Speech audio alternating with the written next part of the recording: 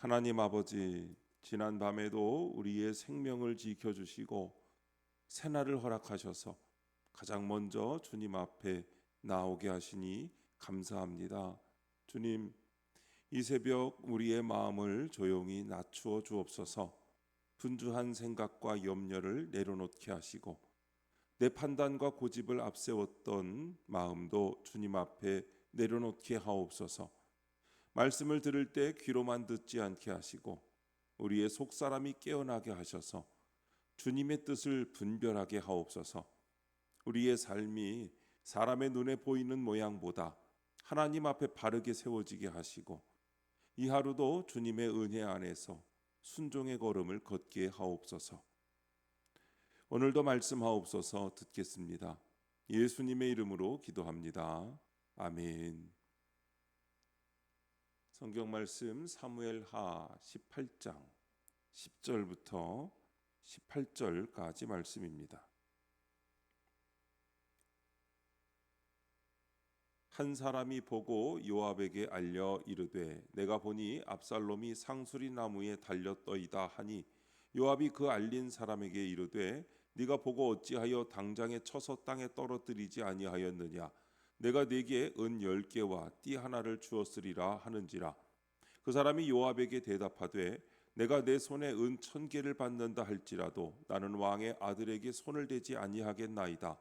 우리가 들었거니와 왕이 당신과 아비새와 이때에게 명령하여 이르시기를 삼가 누구든지 젊은 압살롬을 해하지 말라 하셨나이다. 아무 일도 왕 앞에는 숨길 수 없나니 내가 만일 거역하여 그의 생명을 해하였더라면 당신도 나를 대적하였으리이다 하니 요압이 이르되 나는 너와 같이 지체할 수 없다 하고 손에 작은 창 셋을 가지고 가서 상수리 나무 가운데서 아직 살아있는 압살롬의 심장을 찌르니 요압의 무기를 든 청년 10명이 압살롬을 에워싸고 쳐 죽이니라. 요압이 나팔을 불어 백성들에게 그치게 하니 그들이 이스라엘을 추격하지 아니하고 돌아오니라. 그들이 압살롬을 옮겨다가 숲을 가운데 큰 구멍에 그를 던지고 그 위에 매우 큰 돌무더기를 쌓으니라. 온 이스라엘 무리가 각기 장막으로 도망하니라. 압살롬이 살았을 때에 자기를 위하여 한 비석을 마련하여 세웠으니 이는 그가 자기 이름을 전할 아들이 내게 없다고 말하였음이더라. 그러므로 자기 이름을 기념하여 그 비석에 이름을 붙였으며 그 비석이 왕의 골짜기에 있고 이제까지 그것을 압살롬의 기념비라 일컫더라. 아멘. 자기를 위한 기념비라는 제목으로 말씀의 은혜를 함께 나누겠습니다. 본문 요약입니다. 한 병사가 압살롬이 상수리 나무에 달린 것을 알리자 요압은 한치의 망설임도 없이 압살롬의 심장을 찔러 죽입니다. 그리고 그의 부하들은 압살롬의 시체 위에 큰 돌무더기를 쌓습니다. 압살롬이 살아생전에 자기를 위해 세운 비석은 압살롬의 기념비라고 일컬어집니다. 첫 번째, 손을 대지 아니하겠나이다. 10절부터 12절입니다. 요압은 나무에 달린 압살롬을 발견하고도 죽이지 않은 병사를 책망합니다. 그러나 그는 은 1000개를 받는다 해도 왕의 아들에게 손을 대지 않겠습니다 라고 합니다. 눈앞의 보상보다 왕의 명령을 더 무겁게 여긴 것입니다. 그러나 요압은 자기 판단을 앞세웁니다. 하나님의 말씀과 세상 이익이 충돌할 때 타협하지 않고 말씀을 선택하는 것이 진짜 믿음입니다. 말씀을 경외하지 않는 열심은 불순종일 뿐입니다. 적용 질문입니다. 말씀이 나의 현실적 이익과 부딪힐 때 어떻게 합니까? 손해를 보더라도 주의 명령을 따릅니까? 신앙은 큰일 앞에서만 시험받는 것이 아닙니다. 오히려 작은 선택 앞에서 더 분명하게 드러납니다. 누구도 보지 않을 때, 손해를 피할 길이 보일 때, 조금만 타협하면 일이 쉽게 풀릴 것 같을 때, 그때 내가 무엇을 붙드는지가 믿음의 실체입니다. 우리는 말씀을 알면서도 현실 앞에서는 자주 흔들립니다. 정직하게 처리하면 손해볼 것 같고, 원칙을 지키면 사람에게 밀릴 것 같고, 믿음대로 말하면 관계가 불편해질 것 같습니다. 그래서 마음속으로 핑계를 만듭니다. 이번만 넘어가자. 이 정도는 다들 해. 하나님도 내 형편을 아셔. 그러나 그렇게 말씀을 뒤로 미루는 순간 우리는 이미 주님보다 내 이익을 더 크게 보고 있는 것입니다. 참된 믿음은 손해가 없어서 순종하는 것이 아닙니다. 손해가 보여도 주님의 명령을 더 무겁게 여기는 것입니다. 내 계산이 앞서려 할 때 말씀 앞에 멈추고 내 유익이 손짓할 때 주님의 뜻을 먼저 붙드는 것입니다. 오늘 우리에게도 그런 순종이 필요합니다. 당장은 어리석어 보여도 주님 앞에서는 그것이 가장 바른 길입니다.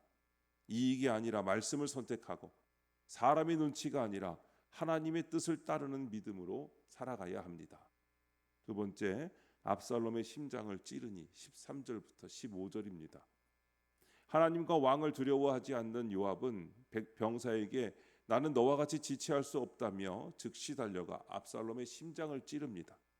그는 하나님의 심판 도구로 쓰임을 받는 동시에 자기 야망을 좇아 왕의 명령을 어기는 불순종의 죄를 범하고 맙니다. 이에 훗날 그 역시 불순종으로 심판을 받습니다. 요압처럼 내 생각과 상황 논리로 말씀을 걸러 들으면 결국 나도 심판받게 됩니다. 적용 질문입니다. 나는 내 상황이 급하다는 핑계로 말씀을 흘려듣거나 의도적으로 불순종하지는 않습니까? 우리는 급하다는 이유로 말씀을 가볍게 여길 때가 있습니다. 상황이 복잡하니까, 시간이 없으니까, 지금 결정하지 않으면 손해볼 것 같으니까 이런 이유를 앞세우며 하나님의 뜻을 뒤로 미룹니다. 겉으로는 현실적인 판단처럼 보이지만 사실은 말씀보다 내 생각을 더 믿는 믿음입니다. 내 생각을 더 믿는 마음입니다. 불순종은 꼭 드러난 반항으로만 나타나는 것이 아닙니다. 때로는 어쩔 수 없었다는 말로 포장됩니다. 이번에는 상황이 특별했다. 이 정도는 괜찮다. 하나님도 이해할 것이다. 그렇게 스스로를 설득하다 보면 어느새 말씀을 듣는 사람이 아니라 말씀을 걸러 듣는 사람이 됩니다. 내 형편에 맞는 말씀만 받고 불편한 말씀은 흘려보내는 것입니다. 믿음은 급한 상황에서도 주님의 명령 앞에 멈추는 것입니다. 일이 늦어져도 내 계획이 틀어져도 사람들에게 답답하다는 말을 들어도 말씀을 넘어가지 않는 것이 순종입니다. 하나님은 우리의 속도보다 순종을 보십니다. 오늘도 급하다는 핑계로 불순종을 정당화하지 말고 내 판단이 앞서려 할 때 먼저 주님 앞에 멈추는 적용을 해야 합니다. 세 번째, 압살롬의 기념비 16절부터 18절입니다. 압살롬의 시체는 왕실 묘가 아닌 수풀에 있는 구덩이에 던져져 모욕을 당합니다. 그는 생전에 자기 이름을 남기려고 비석을 세웠습니다. 그러나 이렇게 자기를 높이려고 세운 비석은 그의 비참한 최후와 대조되어 허무함과 수치의 기념비가 됩니다. 사람의 기억에 남으려고 몸부림치며 쌓은 나의 기념비는 반드시 무너집니다. 오직 하나님께 붙들려 십자가의 흔적을 남기는 인생만이 구원의 기념비로 남습니다. 적용 질문입니다. 나를 위해 세우려고 애쓰는 기념비는 무엇입니까? 무너질 세상의 이름입니까? 영원한 생명의 이름입니까? 우리는 알게 모르게 자기 이름을 남기려 애쓰며 살아갑니다. 사람들에게 인정받고 싶고 내가 한 일이 기억되기를 바라고 내가 세운 것들이 오래 남기를 원합니다. 자녀의 성공, 사람들의 칭찬, 교회 안에서의 자리, 내가 이룬 업적까지도 어느새 나를 드러내는 기념비가 됩니다. 그러나 주님 없이 세우는 이름은 결국 무너집니다. 겉으로는 높아 보이고 단단해 보여도 하나님을 경외하지 않는 삶은 마지막에 허무함만 남깁니다. 사람들이 잠시 박수 쳐주고 기억해 주는 것보다 중요한 것은 하나님 앞에 바르게 서는 것입니다. 세상이 내 이름을 크게 불러주지 않아도 주님이 나를 아시면 그것으로 충분합니다. 믿음은 나를 크게 세우는 일이 아니라 내 안에 그리스도의 흔적을 남기는 일입니다. 그러므로 오늘 우리는 무너질 세상의 이름을 붙들지 말고 영원한 생명의 이름에 붙들려 살아야 합니다. 내 자랑을 세우는 인생이 아니라 십자가의 은혜가 조용히 배어나오는 인생으로 서야 합니다.